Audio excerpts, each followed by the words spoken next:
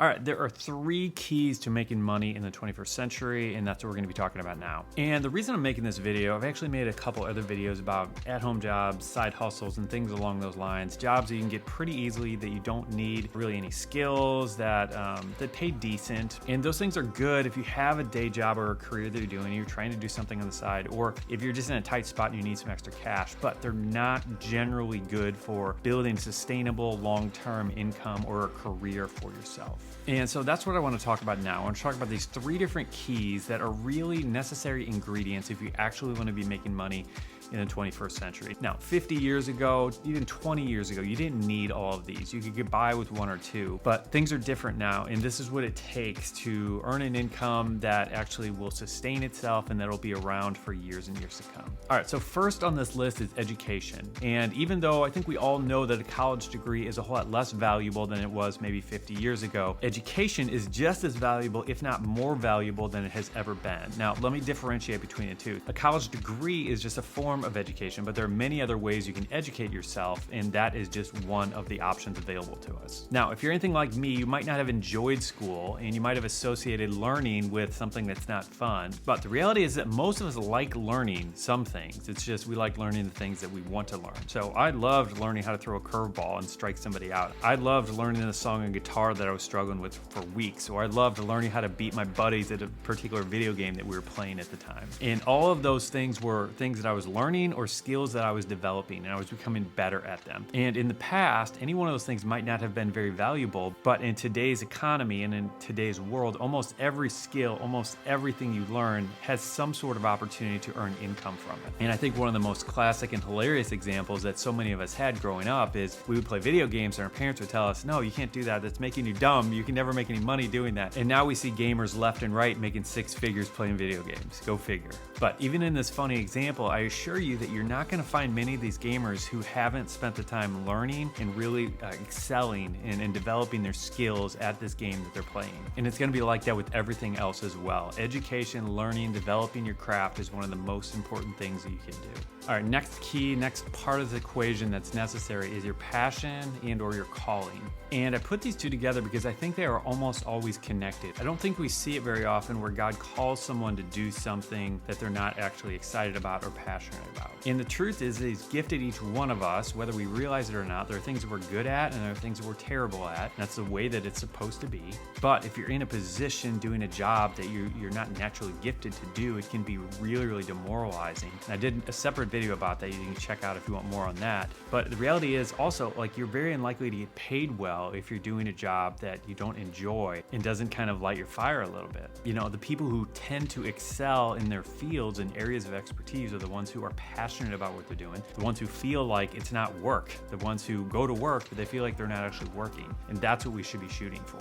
So we've actually done a handful of videos along these lines to kind of help you identify what it is you might be called and gifted towards doing. So check those out if you need more on that. But if you already know what you're passionate about and what your calling is, run towards that. Don't run away thinking that you can't make money with it. You know, so whether it's organic gardening or whether it's knitting or whether it's analyzing numbers or getting to know people or shopping for clothes or really anything else you can name, the fact is that I can almost guarantee you there's probably someone making a nice living with that same passion. Now, that doesn't mean that it's going to be easy or that there's going to be a well-worn path directing you where to go and how to get there, but I think we've all seen people or we've been people who are in a job that we're not passionate about or something we're not called to do, and that's just not a good situation. And on the other hand, I think we have seen people who you just see them excel at what they do with such a joy and a vibrancy, and those are the ones who have that component. They have that key in place where they're doing what they're called to do and what they're passionate about doing.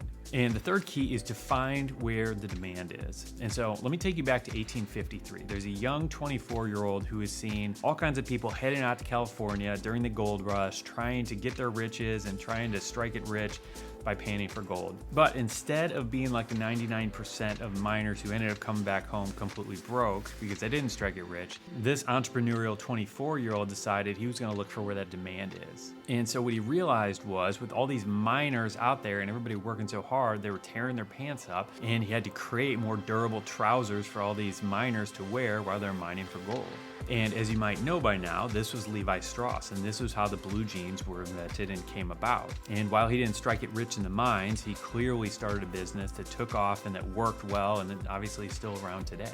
The thing is that the demand for your skill, your passion is absolutely critical to success in the next decade. Because the reality is, it doesn't matter how good you are at repairing DVD players right now. It doesn't matter how educated you are, it doesn't matter how passionate you are about it. The demand for a DVD player repairman has all but dried up, and in the foreseeable future, it's probably not going to increase. All right, now let me give you a real world example of these 3 keys in place. Now, my brother-in-law is a luthier. That means he builds guitars, and he doesn't just build any guitars, he builds super high-end custom guitars that cost a whole lot of money. He is one of the best in the world at what he does, and he's been doing it for close to 20 years. And he has had the first 2 keys taken care of for a long time. He became very educated and became really good at his craft. He sought out other master luthiers and learned from them and continued to refine and develop his craft. And he's been nothing but insanely passionate about building great guitars as long as I've ever known him. But over the last 5 to 7 years or so, the high-end guitar market has kind of changed, and the demand for these super expensive guitars has dropped considerably.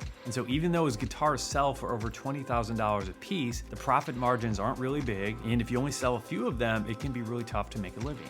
And what was really fun for me a few years ago was when he discovered that there was a demand for something that he had kind of been overlooking that worked right in line with his giftings and his passions and his skill set.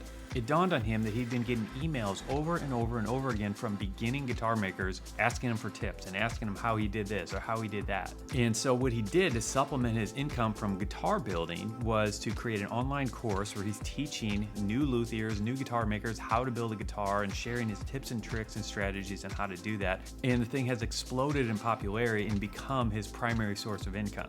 And so if we look at the 3 keys, it still checks all of the boxes for him. So education and skill, check. Passion and calling, check.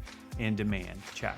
And when you get all 3 of those keys working at the same time, that is the most sure path to success in the next decade that I know of. So in the next video, I want to take you through a whole bunch of entrepreneurial ventures or business ideas or career paths that I would go after if I were starting over today. And as you would expect, most of them are going to require a little bit of education, but some of them, it might just be an online course or 2, might be all you need to kind of get up and running. But the demand is there for each one of these. So all you need to be looking for is that second key. Does this light your fire? Is it something you're passionate about or excited about? And then you're off to the races. So just go ahead and click that video right over here, and I'll see you over there.